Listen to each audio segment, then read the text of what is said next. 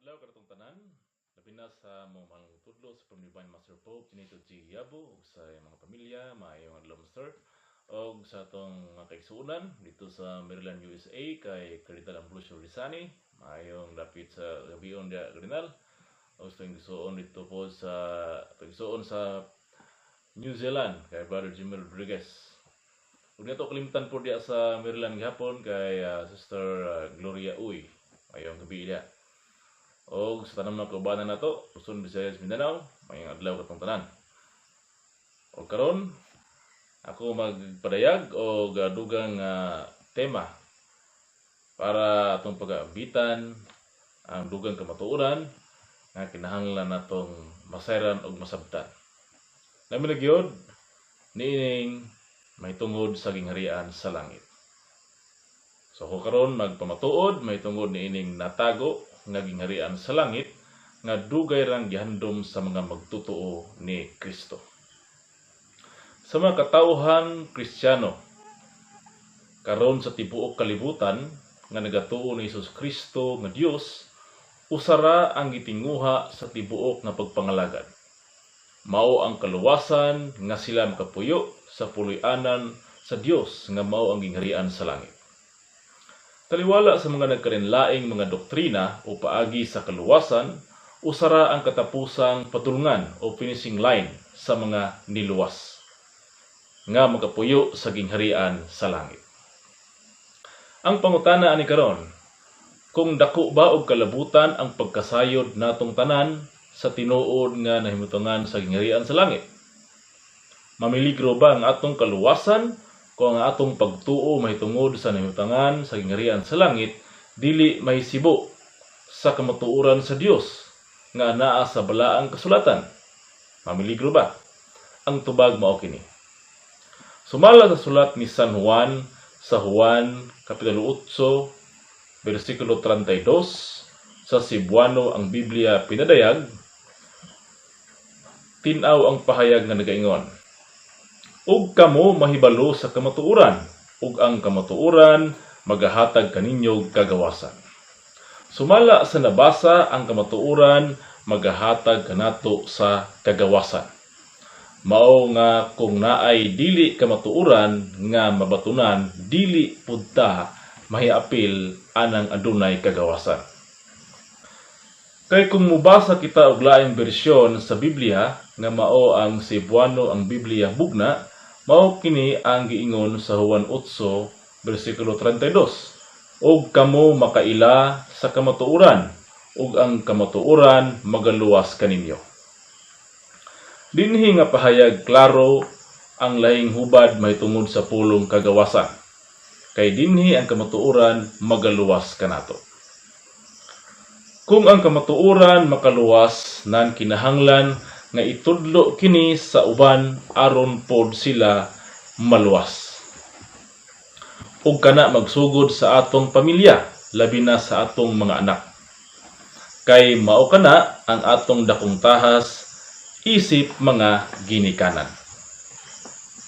Kinahanglan gayud nga atong mga anak matudluan nato sa kamatuoran ug sa kahubuton sa Dios, aron nga dili na magkatay-katay pa sa laing mga henerasyon ang sayop nga pagtulunan, sama niining mahitungod sa nahimutangan sa natagong gingharian sa langit.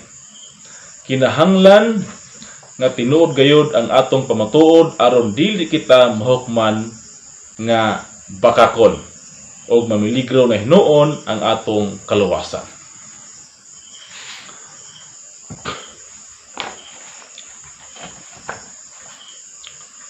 Kahit kung sayop ang atong matudlo, kini mukatay sa daghang henerasyon.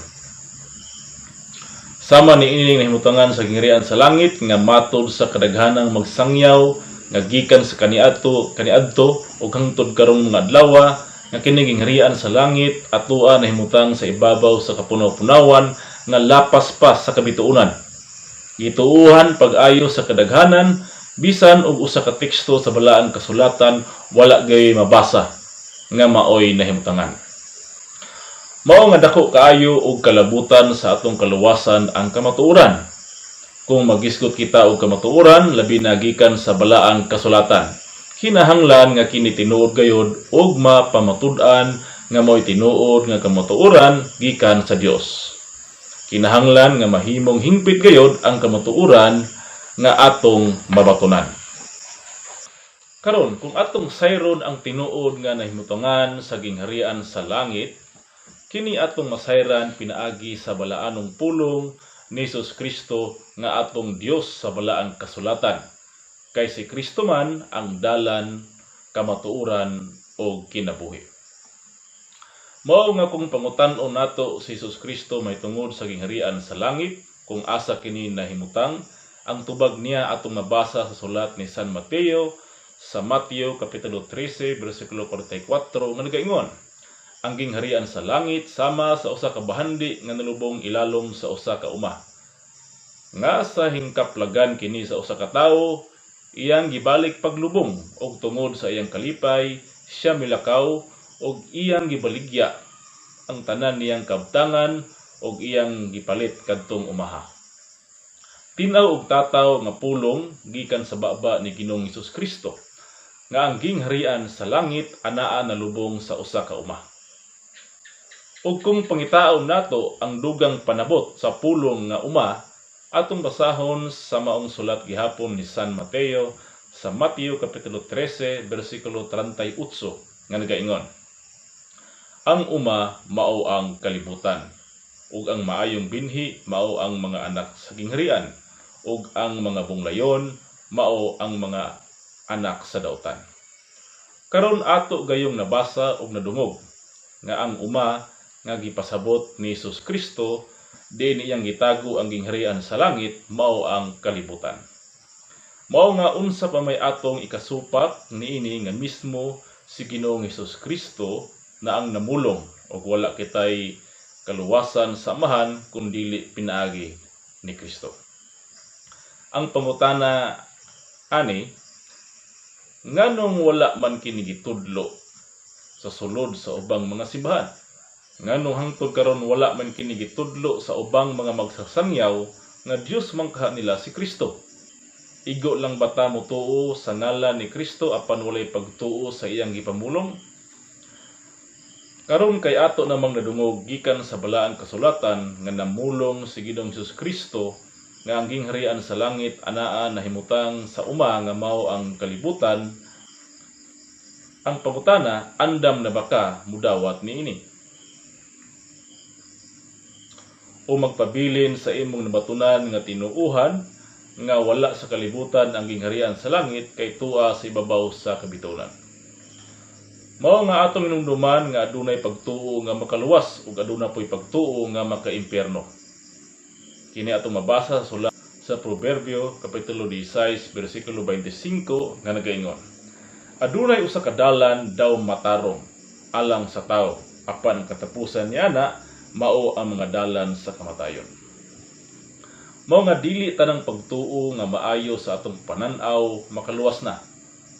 Kay diha sa atong nabasa tin-aw kayong masabtan nato nga adunay dalan daw matarong alang sa tao, apan ang katapusan niya na mao ang dalan sa kamatayon.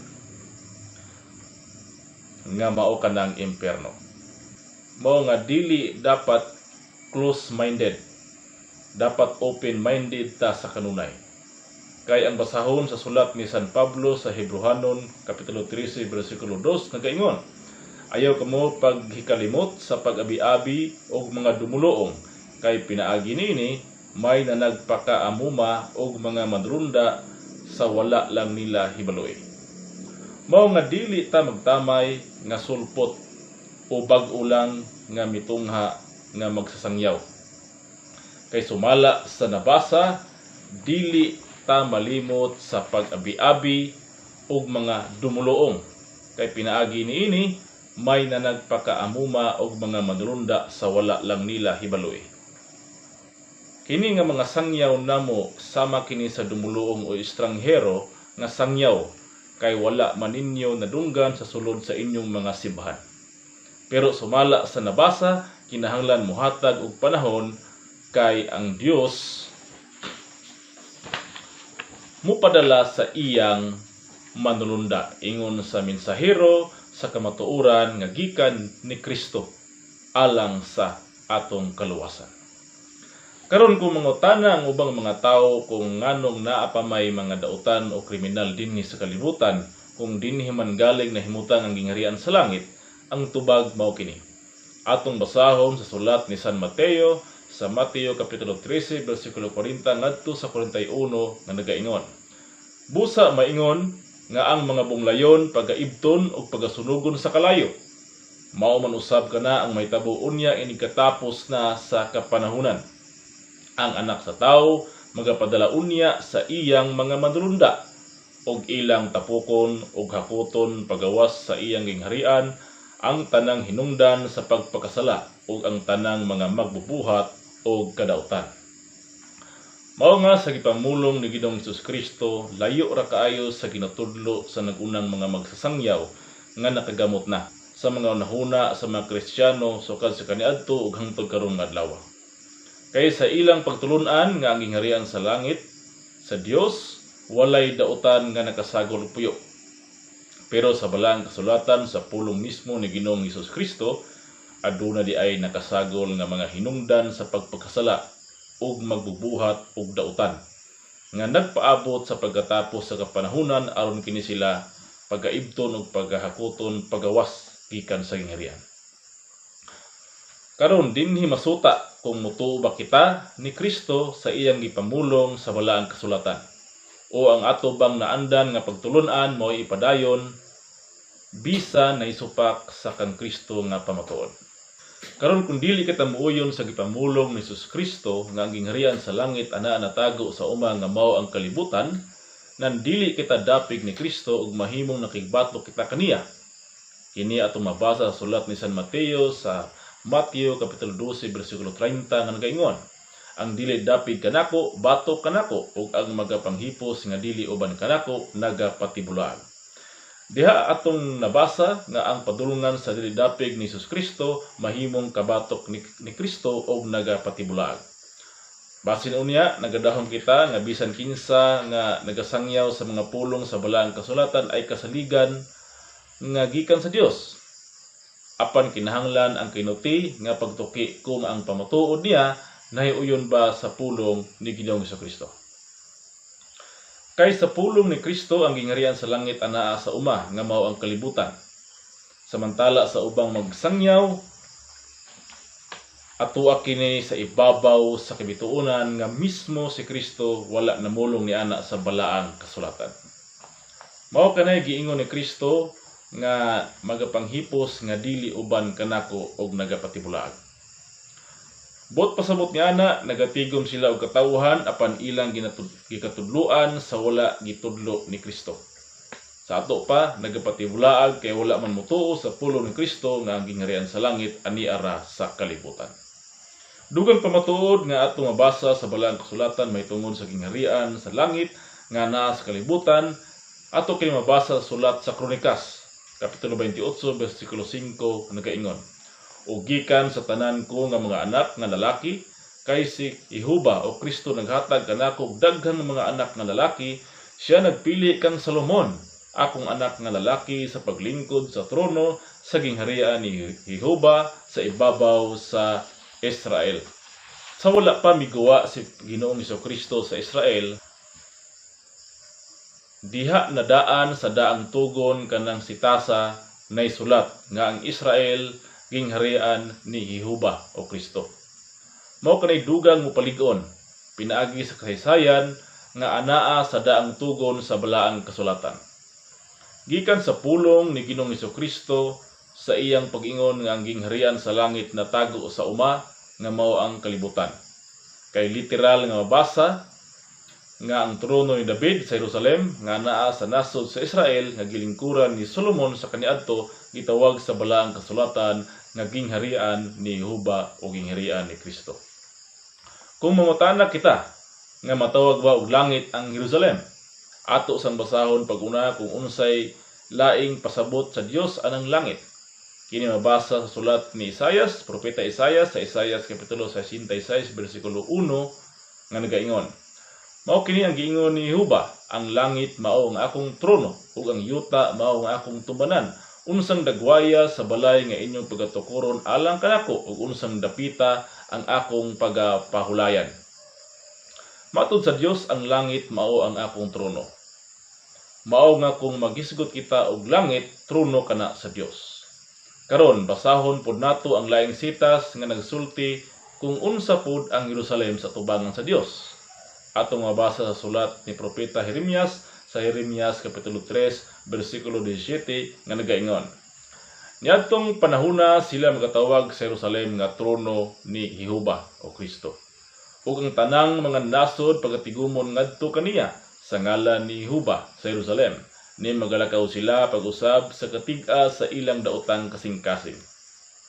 Dili malalis nga matud sa nabasa ang Jerusalem trono sa Dios.